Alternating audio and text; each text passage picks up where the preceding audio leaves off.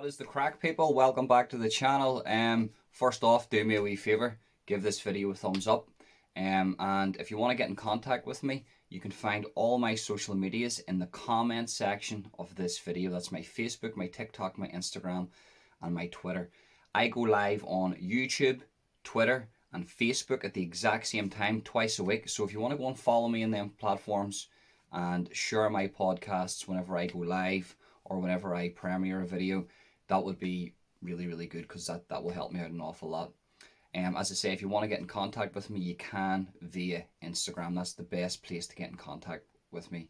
So all the links for that are in the comment section of this video. Yes, so the live last night with Nick Williams and Stephen Farthing. I'll leave the link for that live in the comment section also, so if you haven't seen it, you can go over. Nick accused Stephen Farthing of abducting him. I think it was Halloween time last year.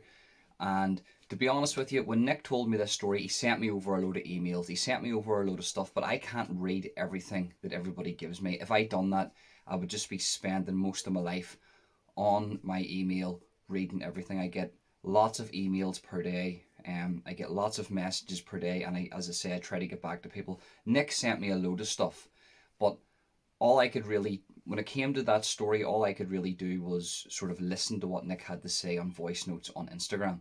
And to be honest with you, when I didn't know Stephen Farthing existed, I thought Nick, I'm not going to lie to you, I thought Nick he's an eccentric character, and I thought that he maybe, I don't know, something has went on with this guy. He's told me he's had multiple head injuries. So in my opinion, I thought that, Stephen Farthing didn't even exist. Now, when Stephen Farthing popped onto the scene, I was like, wow, what's going on here? This guy actually exists. There's substance to what Nick's talking about here. Then I realized actually everything that Nick was telling me is real. Now, I'm not saying whatever Nick tells me is the truth, but it's real. The people that he's talking about is real.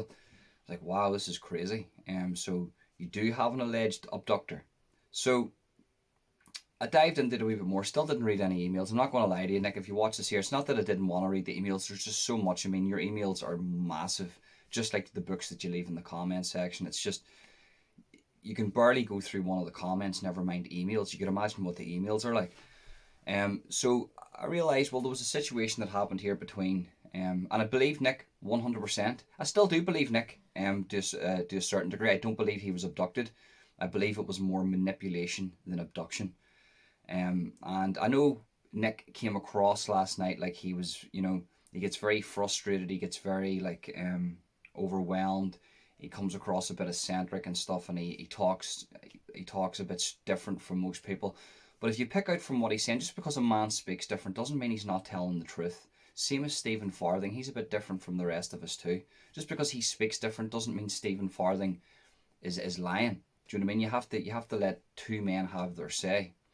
Now, I remember the first time I seen Stephen Farthing, right? He came on I done a podcast just talking about Nick's life. I didn't want to hear about Stephen Farthing, Madeleine McCann, Jill Dando, any of that stuff. I left that for his channel, right? And that podcast actually done well. 1,500 people, I think, 1,400, 1,500 people seen that. For a person that's unknown, that's actually quite good. And I pride myself in that. I actually want to do that. I want to bring unknown people in and build them up to sort of get high views, rather than get sort of the low-hanging fruit, bring them in and get loads of views. That's what my goal is. So I brought Nick in, and he got a good amount of views just talking about his life. There was no facilitation of Stephen Farthing's name. I wasn't pushing Nick to speak about Stephen Farthing, as Farthing likes to say to everybody. That wasn't what it was about. I was told a story about Stephen Farthing in a prior podcast, and if somebody comes onto somebody's channel and they say something, they're going to go, wow, listen to that story, that's terrible, Nick, you were abducted, that's crazy. Do you know what I mean? That must be a really bad guy. So, you have to take people at face value. Then, so it's really got nothing to do with me. I wasn't abducted. I'm not accusing anybody of abducting Nick. Nick's accusing somebody else. So we went on the Nick's channel, and Nick explained the whole thing. And lo and behold, Stephen Farthing popped up into the live chat and says, drop a link. We dropped the link. Stephen Farthing came on, right? He came on, Pitch black dark, never knew this guy, didn't know the guy's backstory, didn't know where he lived, didn't know anything about him basically. Came on Charlie Manson with a flashlight underneath his like his chin, right? Scary as shit, scared the shit out of him. He was like, whoa, what the fuck? This guy really did abduct Nick. Look at this guy. This guy looks really scary. And you know, I can't even remember. It was a shit show of a podcast anyway. Well, it wasn't a shit show, you know, it was Nick's channel, so it wasn't a shit show. They got to the bottom of a few things. But Stephen Farthing was real. Like, wow, this is crazy. This is absolutely mental shit. He's actually challenging Nick on a lot of this stuff.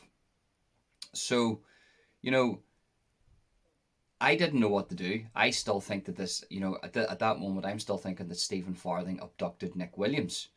Nick's telling me this here. Nick's still adamant to this day that there was an abduction took place.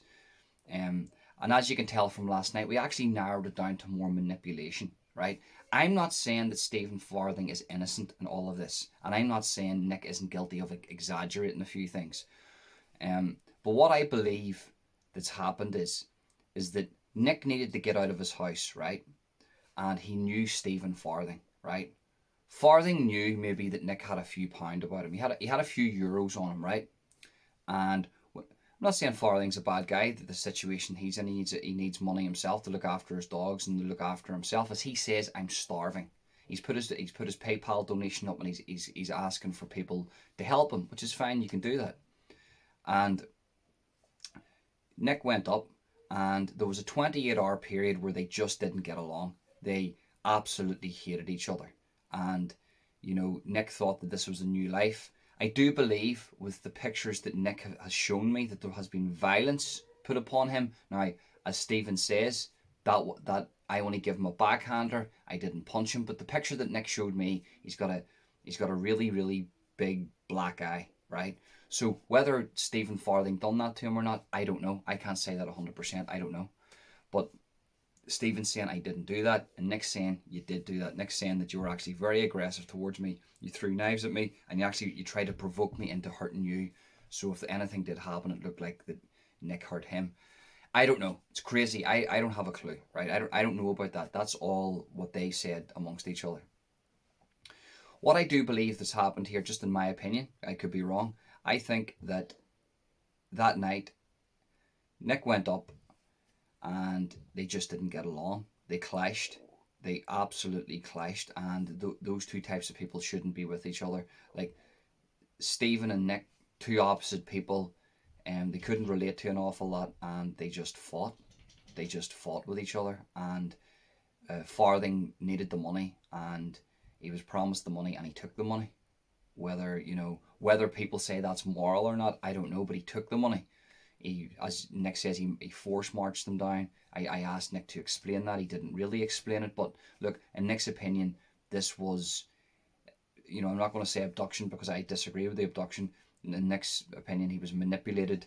He was brought up there under false pretenses that this was a nice place, like sort of a nice place, which Nick should have done his homework first. That's what normal people do. And he was beat, as Nick said, he was beat, and he was force marched down to get the money, and money was took on him, and he didn't even spend. He spent just over a day. He wasn't there a month, and as Nick says, there was nothing. Stephen Farthing didn't ask him for a month's rent in advance. So the money that Stephen Farthing took in Nick, he shouldn't have really took that. Nick only owed him for 28 hours there. Does that make sense? And both of these guys have confirmed that. That's not just my opinion. Both these guys says, look, he was only there for 28 hours. So he only owed Stephen, 28 hours, a day's worth of money, basically.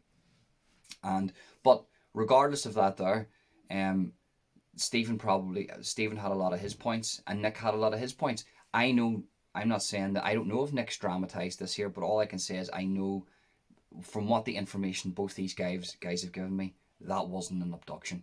It was more, if anything, if Nick has a case for something, it's probably manipulation. And I haven't even seen any text messages. For all I know, Nick could have just rang him up and says, can I come up? And he says, yeah. And there was no manipulation in it at all. I don't know.